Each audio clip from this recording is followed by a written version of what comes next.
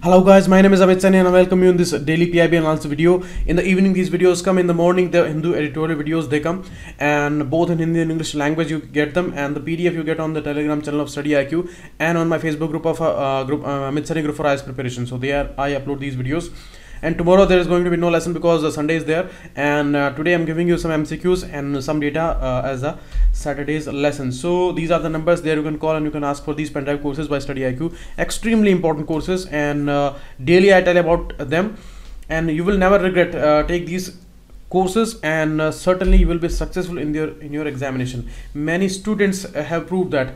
Next, the MCQ that I gave to you yesterday, the center has announced the creation of the separate railway zone. As I told you, according to the reorganization bill of Andhra Pradesh 2014, it was discussed, and certainly they now have announced a separate zone, and Visakhapatnam is the headquarters. So both statements are correct here.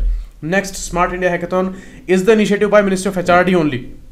The Ministry of Industry and Commerce, that is there as a collaborative ministry. Main initiative is by the Ministry of HRD, and through the AICTE institution it is organizing these events, and this is software edition that is going on.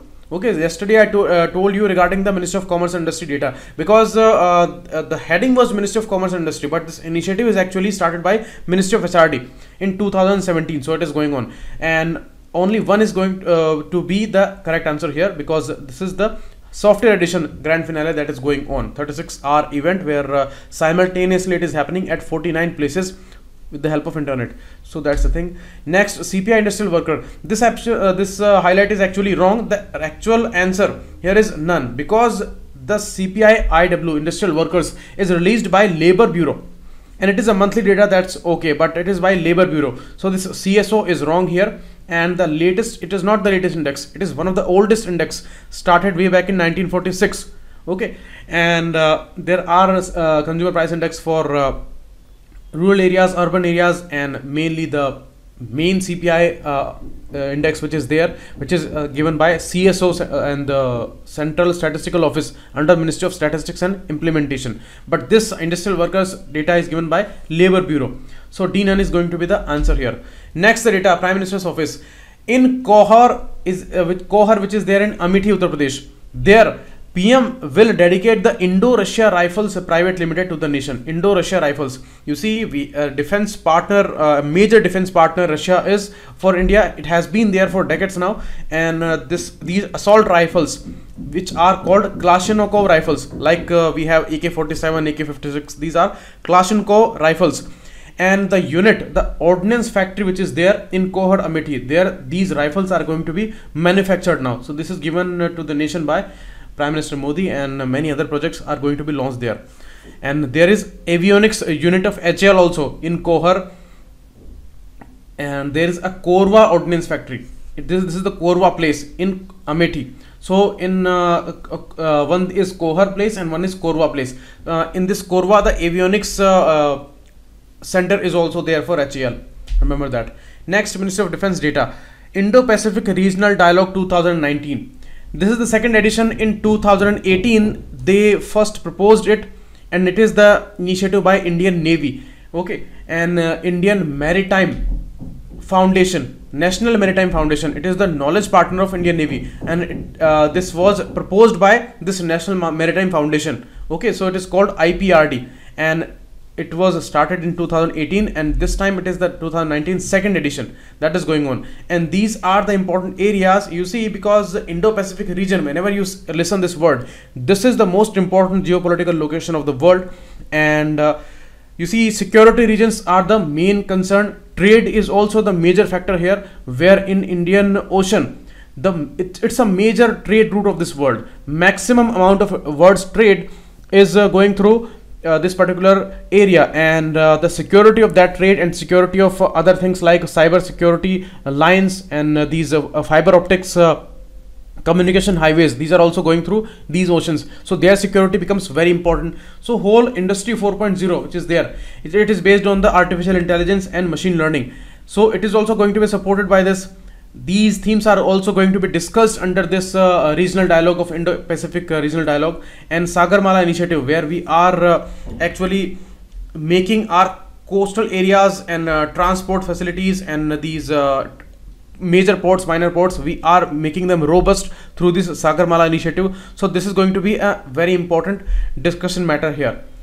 And you see, in the first edition, these were the areas which were the basic themes: merchandise trade, regional connectivity, digitization of the maritime space, and holistic maritime security. So these are the things which are going on in the second edition also. These are the basic themes which are going to remain there.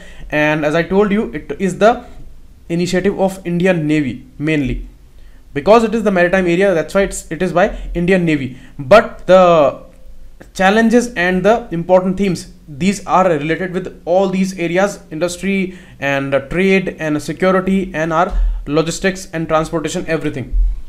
Next is from Ministry of Housing and Urban Affairs data. You see, PM to inaugurate Construction Technology India 2019 CTI. It is a Expo cum conference. Expo, as we have Auto Expo and all these Mobile Expo, all these expos, the way they are organizing this conference, and it is about the construction technology, and this is mainly used in the Pradhan Mantri Awas Yojana. It is the scheme which is going to complete by 2022, and 1 crore homes they are going to build here, these units, and out of 1 crore 79 lakh houses they are till now sanctioned, and 16 lakh are completed and they are handed over, and 41 lakh houses they are on the ground, they are being built. So very soon they are going to complete the target here. And you see, it is regarding the Ministry of Housing and Urban Affairs. It is the implementing ministry here, nodal ministry here. And the GHTC India, this is another program here that is called Global Housing Technology Challenge. This is also going to be the component of this particular conference. It is actually about the innovative technology which can be added here in the construction sector. You see, these years many new technologies are there to build homes in a very fast way and in a very eco-friendly way. You see, many technologies are needed in homes right now. The water conservation and the solar technologies or any other eco-friendly technology, these are going to be integrated with these homes. So these are going to be the smart homes in the next future. So all these basics should be there with these homes. So all these things are going to be supported by the technology only. So that is why Construction Technology of India Expo cum conference that is going on. And next data is from Ministry of Social Justice and Empowerment. Many news we are hearing about the Divyangs and their support. Now the disability sports, and it is going to be there in Gwalior, Madhya Pradesh. It is going to be a very important center. 170 crore rupees are given for this, and all these facilities are going to be there: stadium, indoor stadium, parking facilities, everything is going to be there. And it is going to be registered as a society under Societies Registration Act 1860. Remember this, it is not a constitutional thing or any kind of a statutory thing. It is going to be a registered society only, and expected to be completed in 2 years till 2021. So that's important. But the area, the place is Gwalior, Madhya Pradesh. There, this Center for Disability Sports is going to be there. And certainly, you see, we perform very great in these Paralympics and all. So there, this is going to be the basis for preparation of these big events. Next, Ministry of Petroleum and Natural Gas data. Pradhan Mantri G1 Yojana. G1 Yojana means Jaiv Indhan. G1, Jaiv Indhan Vatavaran Anukul Fasal Avshesh Nivaran. Avshesh means residues and Fasal means crop residues.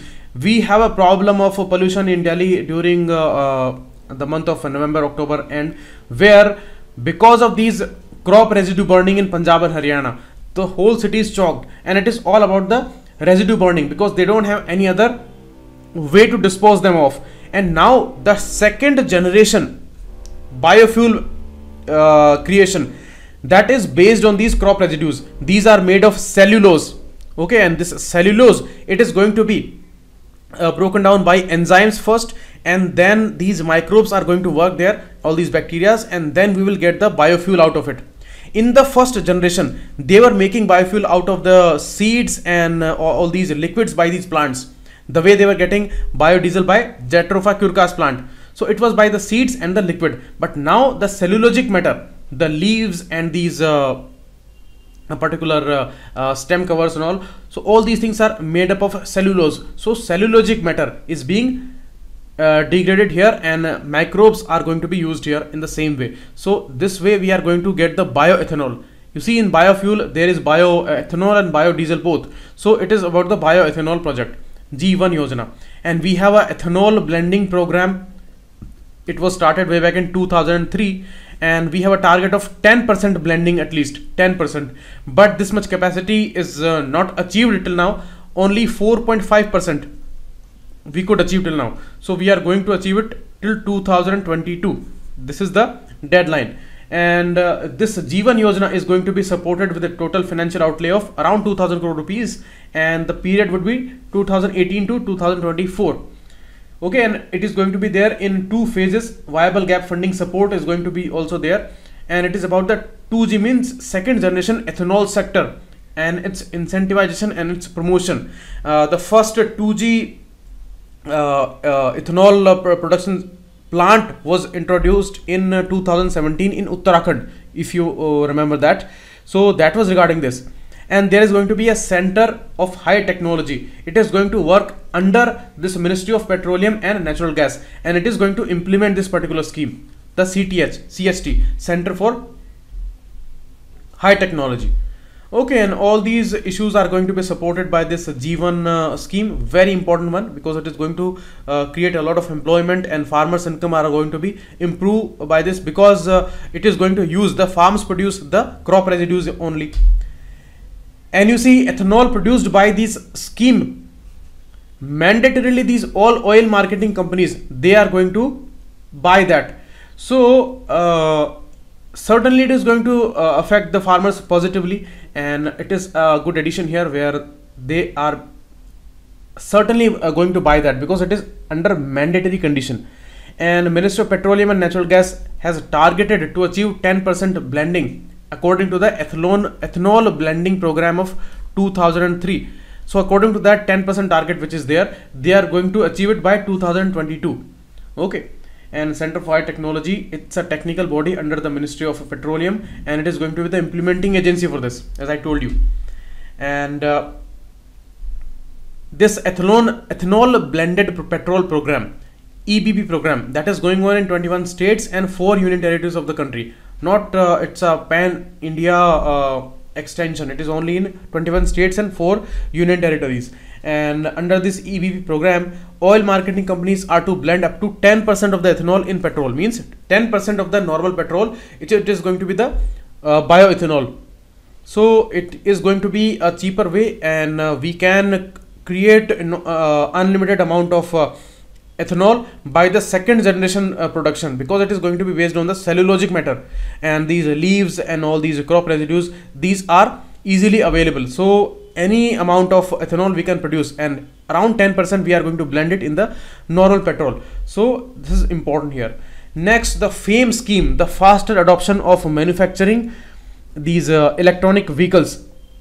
Here our target of 40% of our energy which is coming from the non-conventional sources, 40% of our target, and the target year is 2030, where we are not going to be dependent much on the conventional fuel like petrol, diesel, and 40% of total energy needs are going to be coming from the non-conventional sources. So it is going to support a lot here, and it is going to support our intended national contribution in the Paris climate change, because the electronic vehicles are pollution-less.